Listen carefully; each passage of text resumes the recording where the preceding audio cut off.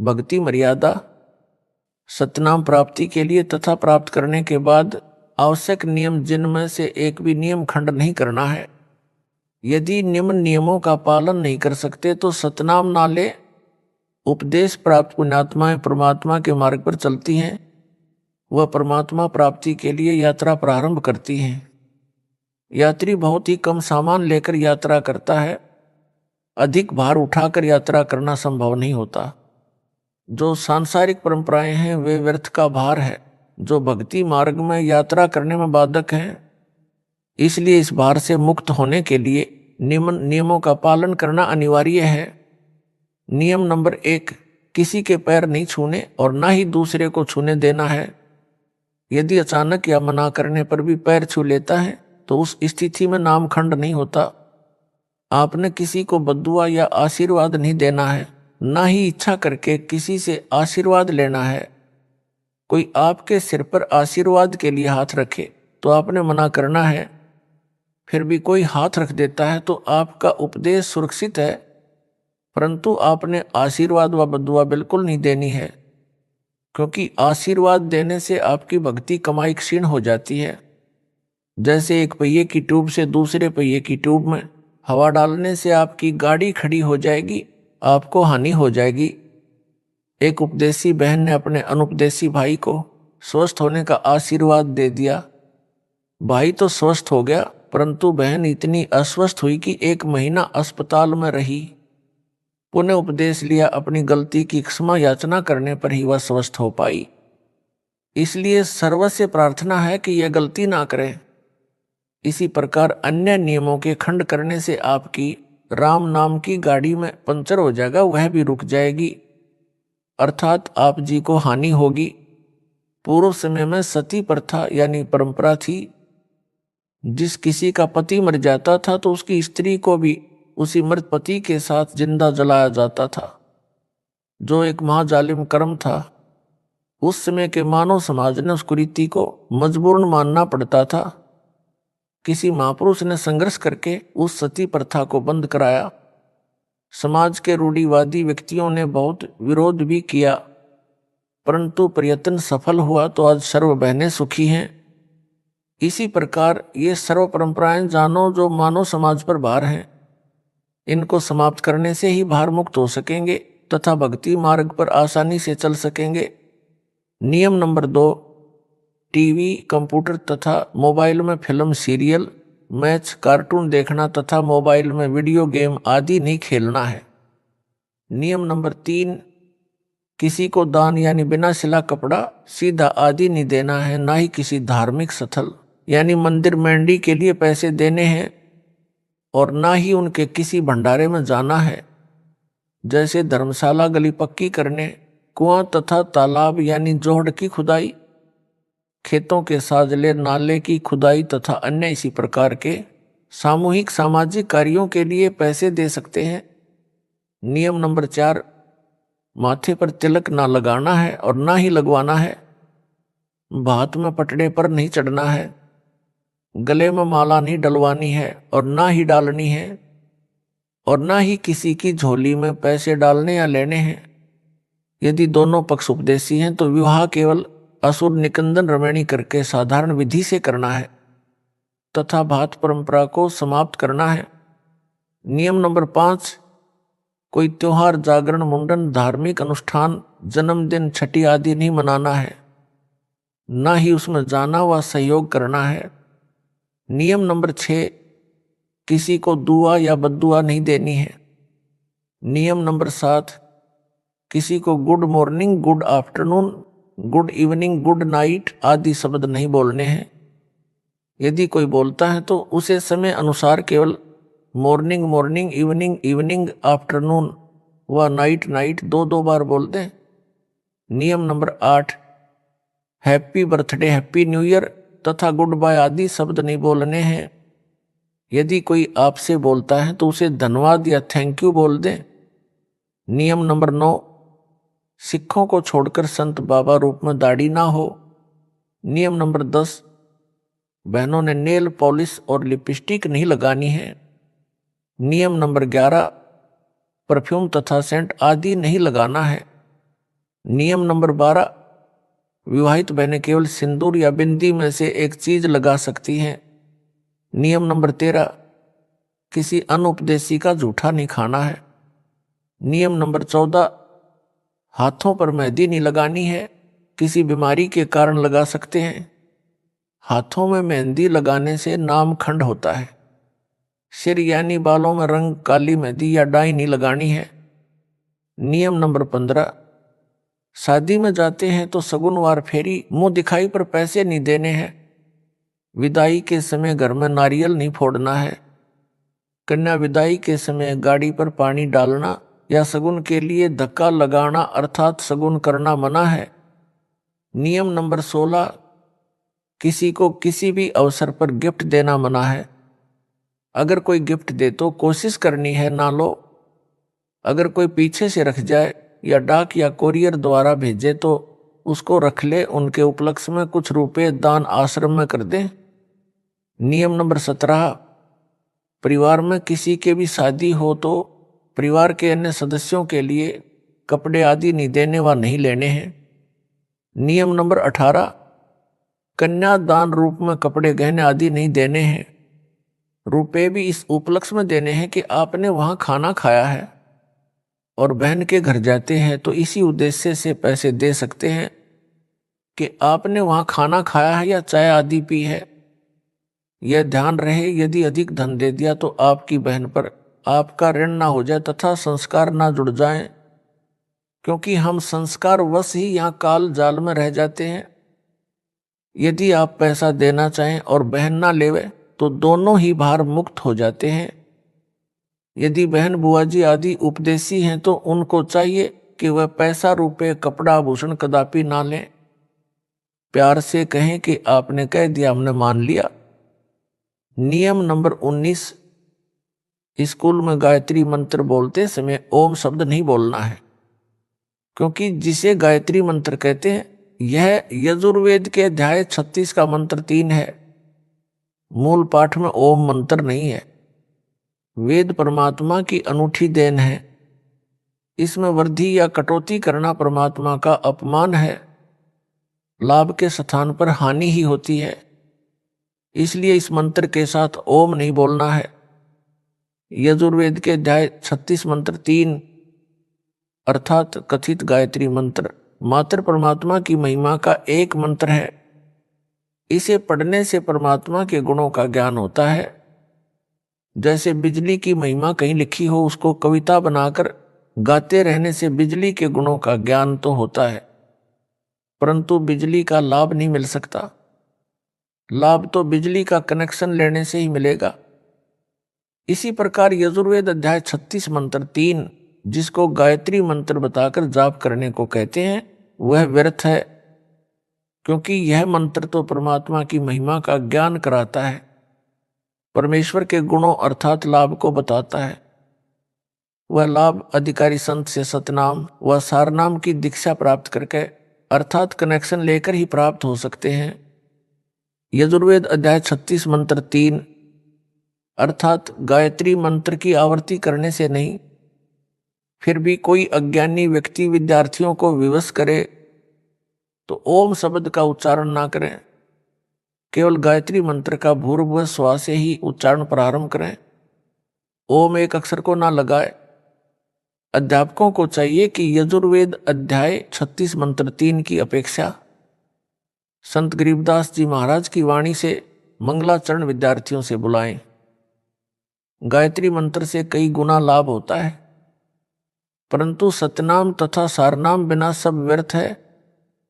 नियम नंबर 20, मुर्दे के अंतिम संस्कार में लकड़ी डाल सकते हैं, कंधे पर या अन्य साधन द्वारा शव को ले जा सकते हैं। नियम नंबर 21, मुर्दे पर एक से अधिक कफन नहीं डालना है। यदि आपसे पहले किसी ने कफन डाल रखा है तो आपने कफन नहीं डालना है, क्योंकि कफन केवल एक ही होता है। अगर पहले कफन डाल रखा है फिर किसी ने एक से ज्यादा कफन डाला है तो नाम खंड होता है। नियम नंबर 22, शादी में खाना खा सकते हैं, यह मानकर पैसे दे सकते हैं कि आपने यहां भोजन खाया है।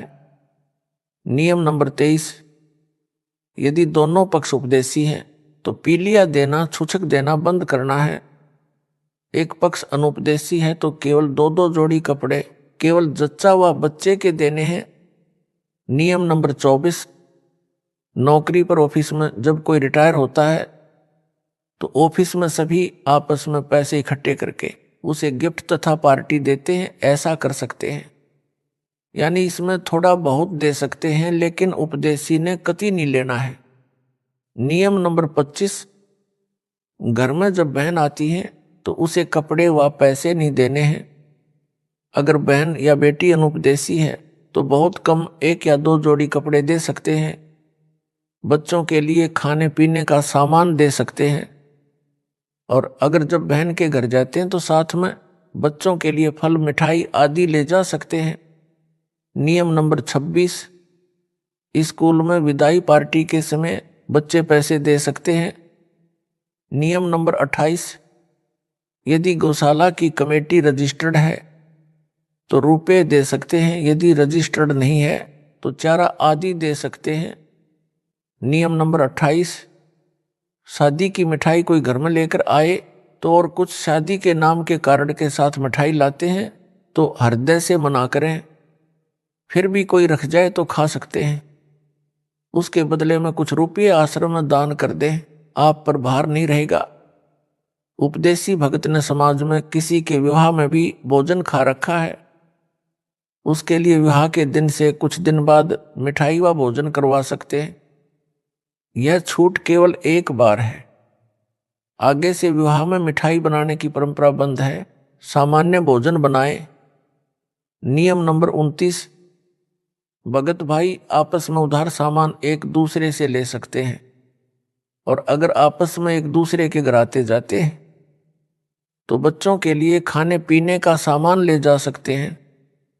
नियम नंबर 30, भाई या बहन की आर्थिक स्थिति कमजोर हो तो आर्थिक या अन्य मदद उधार रूप में कर सकते हैं।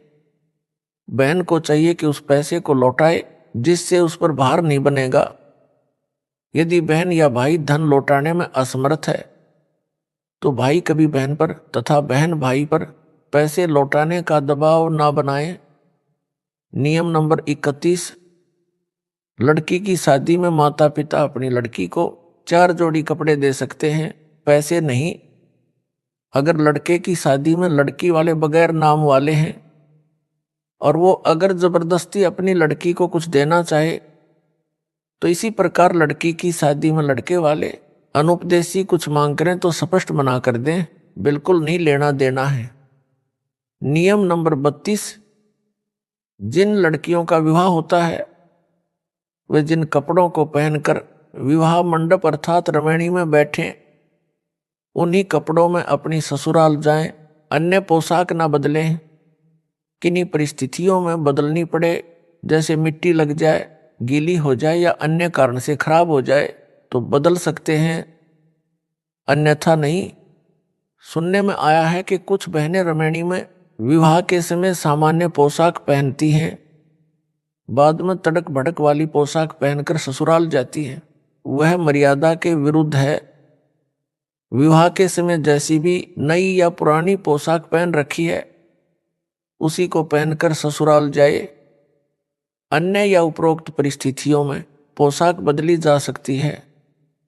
नियम नंबर 33, आपके द्वार पर कोई भिक्षुक आता या कहीं बाजार में आपसे कोई भिक्षा मांगता है तो उसे पैसे ना दें, खाना खिला दें।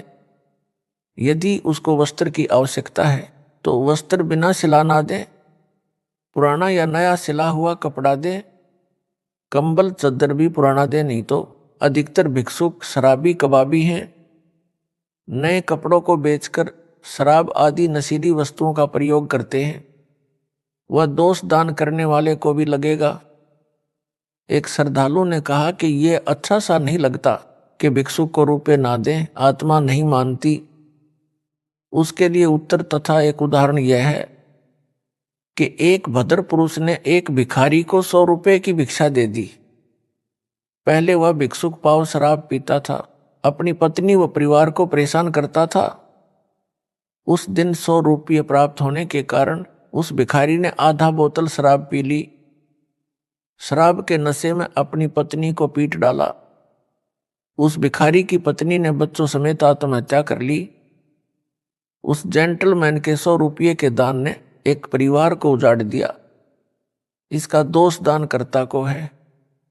गीता में लिखा है कि कुपात्र को किया दान लाभ के स्थान पर हानि करता है। कबीर परमेश्वर जी कहते हैं, गुरु बिन माला फेरते, गुरु बिन देते दान, गुरु बिन दोनों निष्फल हैं, पूछो वेद पुराण। नियम नंबर 34, किसी भी नियम के खंडित हो जाने पर आपको परमेश्वर से मिलने वाला लाभ बंद हो जाएगा। जैसे बिजली का कनेक्शन कट जाने पर सर्व लाभ बंद हो जाते हैं, जो कार्य बिजली से होने थे वे रुक जाते हैं। इसी प्रकार परमात्मा की शक्ति से जो आपको तथा आपके परिवार को लाभ मिलना था वह रुक जाता है। एक बहन ने बताया कि उसके पति ने दीक्षा भी ले रखी है, किसी भी नियम का पालन नहीं करता। इसी प्रकार एक भगत ने अपनी पत्नी की शिकायत की। उसके विषय में यह जाने कि उनका नाम खंडित हो चुका है। ऐसे व्यक्तियों का कोई भयंकर पाप कर्म है। नाम खंडित होने पर वह पाप कर्म अपना प्रभाव करके हानि करेगा। जब तक मर्यादा में रहकर भक्ति करते हैं तो वह पाप कर्म हानि नहीं कर सकता। एक बहन ने ऐसे ही नाम खंडित कर रखा था। कुछ वर्षों के पश्चात उसकी जीभ में कैंसर का रोग हो गया। उस बहन से पूछा कि क्या अब आपको टीवी देखना, लिपस्टिक लगाना अच्छा लगता है? उसने रोते हुए कहा, नहीं नहीं। इसी प्रकार परिवार व शरीर में हानि से बचने के लिए तथा परमात्मा से लाभ प्राप्त करके मोक्ष प्राप्ति के लिए मर्यादा में रहें, अन्यथा पाप कर्म आपको क्षति कर देगा। इसलिए सर्व पुण्यात्माओं से पुनः निवेदन है कि सर्व नियमों का विधिवत पालन करके मानव जीवन को सफल बनाए तथा पूर्ण मोक्ष प्राप्त करके सदा सुखी बने, सतलोक में निवास करें। जो विद्यार्थी शिक्षा समय में मौज मस्ती करते हैं वे शिक्षा से वंचित रह जाते हैं, आजीवन कष्ट उठाते हैं। जो शिक्षा के समय में मौज मस्ती ना करके लगन से शिक्षा पूरी कर जाते हैं तो उनको विद्यालय में किए प्रयत्न का फल बाहर क्षेत्र में नौकरी द्वारा प्राप्त होता है। इसी प्रकार सर्व मानव परमात्मा प्राप्ति के विद्यालय में विद्यार्थी यानी भगत हैं। जो भगत मौज मस्ती करते हैं, भक्ति तथा नियमों का पालन ना करके अन्य प्राणियों के शरीरों में घोर कष्ट उठाएंगे। जो लगन के साथ मर्यादा में रहकर परमेश्वर कबीर जी की भक्ति साधना मुझ दास से प्राप्त करके आजीवन करते रहेंगे, उनको सतलोक में सर्व सुविधाएं प्राप्त होगी। वहां वृद्ध अवस्था नहीं है, मृत्यु भी नहीं होती, ऐसा ही जीवन है। नर नारी व परिवार है, वह कभी मृत्यु को प्राप्त नहीं होता। इसलिए सत्य भक्ति करके अपना जीवन सफल बनाएं। जिस सत्य भक्ति से आपको यहाँ भी सर्व आवश्यक सुख सुविधाएं प्राप्त होंगी तथा पूर्ण मोक्ष भी मिलेगा। विशेष छूट, समाज में स्थान बनाने के लिए विशेष छूट दी जाती है। संत रामपाल दास का निवेदन दिनांक 17 फरवरी 2018 से लागू। पहला, लड़की की बिना नाम वाले परिवार में शादी होती है और ससुराल वाले आन उपासना के लिए मजबूर करते हैं। जैसे उनके देवी देव धाम पर उनके साथ जाने के लिए, वहां पर धोख लगाने के लिए कहते हैं, तो उपदेशी बेटी उनके साथ सैर सपाटा जानकर चली जाए। जैसा वे कहें करती रहे, परंतु मंत्र अपना जाप करती रहे। यदि वहां कोई तिलक लगाता है तो लगवा ले, तुरंत उतार दे। यदि हाथ के नाला यानी धागा बांधता है तो बाद में तोड़ फेंके।